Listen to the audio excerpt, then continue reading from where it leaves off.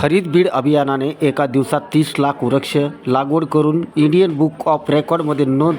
पालकमंत्री अजितदादा पवार यांच्या हस्ते सत्कार बीडच्या जिल्हाधिकाऱ्यांचा झाला. मात्र प्रत्यक्षात या अभियानाचे वास्तव वेगळेच चित्र दाखवत आहे. बीड रेल्वे स्टेशनकडे जाणाऱ्या सिमेंट रस्त्याच्या कडेला लावलेल्या झाडांची आज दयनीय अवस्था झाली आहे. पाणी संरक्षण आणि देखरेखीच्या अभावी रोपे सुकलेली असून वृक्ष लागवड आकड्यापुरती मर्यादित न राहता याच्या संगोपनाचे काय, असा प्रश्न सामाजिक कार्यकर्ते गणेश ढवळे यांनी उपस्थित केलेला पाहायला मिळतोय.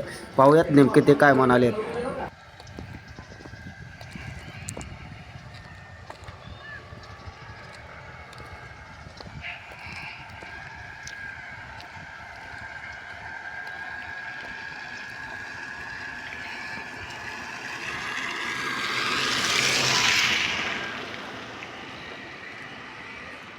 हरित महाराष्ट्र समृद्ध महाराष्ट्र या अभियानांतर्गत महाराष्ट्र राज्याचे उपमुख्यमंत्री तथा पालकमंत्री बीड अजितदादा पवार यांच्या हस्ते बीड जिल्ह्यामध्ये हरिततेचा आदर्श घालून देण्यासाठी जिल्हाधिकारी विवेक जॉन्सन यांच्या हस्ते एका दिवसामध्ये 30 लाख वृक्ष लागवड करण्यात आली. मात्र जर आपण पाहिलं की वृक्ष लागवड केवळ कागदोपत्री असून वृक्ष लागवड केल्यानंतर त्याचं संगोपन करण्याची जबाबदारी प्रशासनाची असताना कुठल्याही प्रकारे संगोपन करण्यात येत नाही.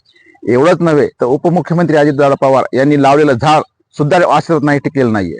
त्याचबरोबर जर आपण पाहिलं तर मराठवाडा मुक्ती संग्राम दिनी रेल्वे स्थानका या ठिकाणी जो मुख्य रस्ता आहे सिमेंट रोड, त्या ठिकाणी रस्त्याच्या दोन्ही बाजूला जे 15-15 फूट मोठमोठी झाडं लावण्यात आली होती दर्शनी भागामध्ये, ती सुद्धा झाडं वाळलेली आहेत, त्या ठिकाणी मोडून पडलेली आहेत.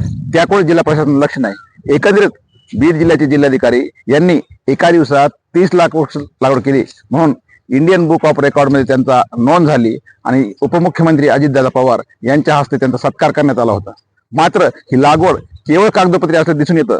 त्यामुळं जिल्हाधिकाऱ्यांनी कमीत कमी दर्शनी भागात असणाऱ्या रेल्वे स्थानकाचे जे वृक्ष लागवड आहे त्याकडे लक्ष द्यावं आणि त्यांनी जोपासना करावी अशी वृक्षप्रेमींची मागणी आहे.